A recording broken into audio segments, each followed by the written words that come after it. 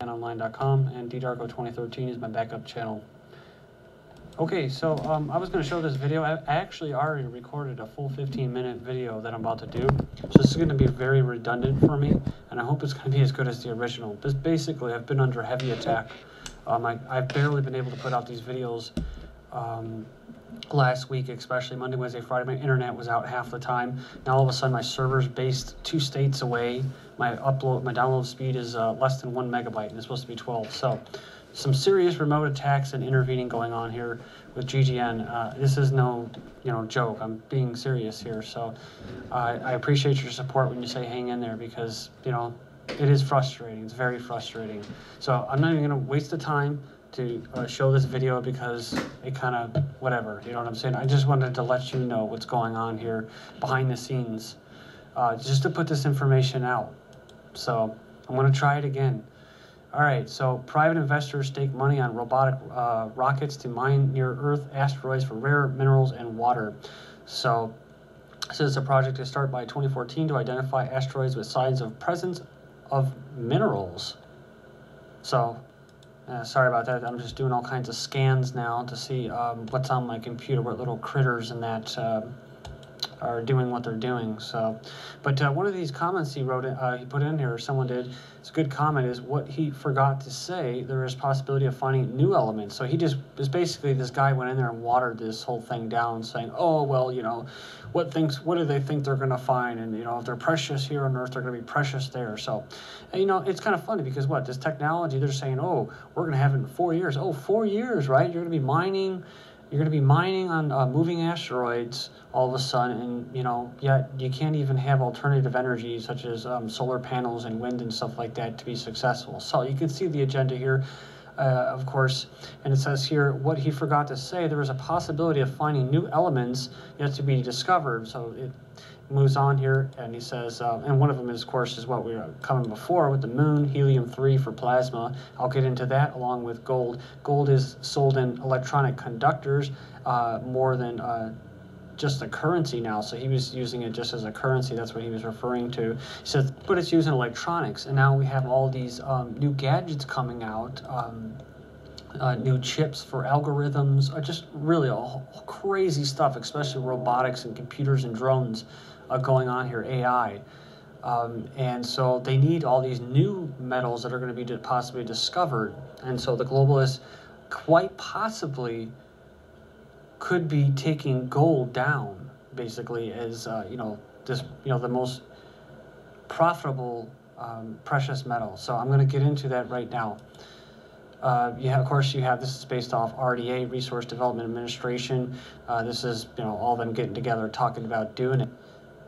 The thing about this gold is that there's a good possibility that when they discover these new precious metals on these asteroids or whatever, what's going to happen to the value of gold, right? It's kind of an interesting idea. So we know that the elites have been hoarding gold. They confiscated most of it in World War II and whatnot. And we know that the IMF holds a bundle of it, right? We also know that the Chinese, along with other countries, basically gave over their gold to the Federal Reserve System and that back in the day, around the 30s and stuff like that. And they were issued treasury bonds, basically to, so that when the time came, they can get their gold back. Well, now the Chinese probably want their gold back, and that's what I'm going to tie into in this video. Also, all right, guys, Italian police seized 1.5 billion United States securities from, they didn't even finish it, they were so hurried to get it basically buried, man. It says here, Italy's financial police seized U.S. government securities with a nominal value of 1.5 billion from an unidentified man in his 70s. So the old man, right? It's just an old lone man with 1,000 tons of gold, which equaled up to about 3 billion euros, right? So yeah, he has prior convictions. Let's just not even look into it too much. But it goes on and says, oh yeah, it was in Rome. So just, it was that the United States officials were working along with people in Rome, Italy's financial police, okay?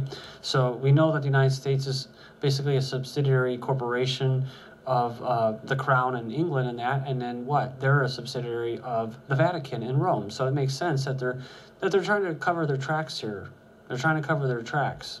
And they dubbed it the $1 million probe is being carried out around the Capitol in cooperation. So it goes on here and it says they're evaluating the authenticity. Remember, so more fake bonds, the nature and the origin of the securities and somewhat which may date back from the 1930s. So basically, new metals are discovered. It's a good chance that the value of gold could plummet. And so they're actually holding on to it, but they're getting rid of it at the same time. So they're covering their tracks, which is all these fake bonds, all the other countries like the Chinese that are owed money from the Federal Reserve System. Well, they're going to put it on your backs, the Americans. We're going to be the ones to blame. So they're moving into a new industry. But, you know, when you look at this, what it says, what? The hidden role of gold at the IMF. It says, the article says it highlights the most interesting but least discussed aspect of the international monetary system, the hidden role of gold. So it goes on, it says the organization itself has the third largest gold hoard in the world, over 2,800 tons, just behind the United States and Germany. It's interesting that the IMF fund still has this much gold since it officially stopped counting gold as an international reserve asset in '73. That's when, of course, the United States and Nixon and them took the United States dollar off the gold standard. So, however, it says the nations, some nations, individual nations, continue to include gold in the reserves for internal purposes. Well, April 25th, 2012, what are some of these countries? Well, wait for this to get out of the way. Russia and Mexico both buy nearly $1 billion worth of gold in March. That's right, Russia and Mexico. So it could be that they maybe know something that the Western illuminist groups don't, which is they may lose and gold may still be worth something, but who knows, really? But, you know, going back to this, it was what? Back to the 30s, so that makes sense. Because remember, the United States, American citizens, their gold was actually confiscated by the government. And then you have this, suspension of trading on the securities market in Russia. Trading in the main sector of the securities market has been suspended until 6:56 Moscow time. And it goes on and it says here, a further one, to technical suspension of trading to be extended. The situation has been recognized as an emergency. So pretty big deal. Are they being attacked there in Russia? Also, Iran halts cyber attack on oil servers. So it looks like GGN is not the only one under attack by whatever this group is. And it says here, Iran said on Tuesday it has halted the spread of data deleting virus targeting computer servers in its oil sector and hope to have all systems back and running within days. It's funny though, I'm sure the same groups that are attacking me are the same groups that created the Stuxnet virus and were attacking facilities in Iran, right? So that's who we have to deal with, right? Those are the biggest censors. That's where most of these internet censorship, data mining, all those types of companies and that to store all of this information that they steal from snooping and spying on us here in America, it actually goes through Israel. Iran says it may halt nuclear program over sanctions. So interesting story. Project CAMELOT interviews KESHE Iranian physicists, and you can say what you want about Carrie Cassidy. I'm kind of 50-50 on her. But either way, this guy's actually offered technology before to Iran and them. He laughed because back in the day, you know, they were trying to get their shit together in Iran. He says now they have a lot more scientists, so who knows? You know, we're talking about plasma now, guys. That's what I'm getting at. And you never know. They could be saying, okay, well, we're done with nuclear. Let's move on to something else. It says here, measures needed to end UK's late payment culture. So it says here the government must unite to tackle the UK's late payment culture. So it's, you know, it's just a new phenomenon, right? It's not because people don't have money. It's just because, well, they don't feel like it and they're lazy. Fear of being blacklisted for future work means that rules which allow companies to charge interest on overdue bills are underutilized. Let me say this again. It says rules which will allow companies to charge interest on overdue bills are underutilized. These are the people, when you don't have money, you say, I'll pay you at this time. When I have the money, I don't have any money. They keep charging with fees and fees and fees. I refer to this technique as basically kicking a person while they're down in the face with a smile saying, thank you for your business.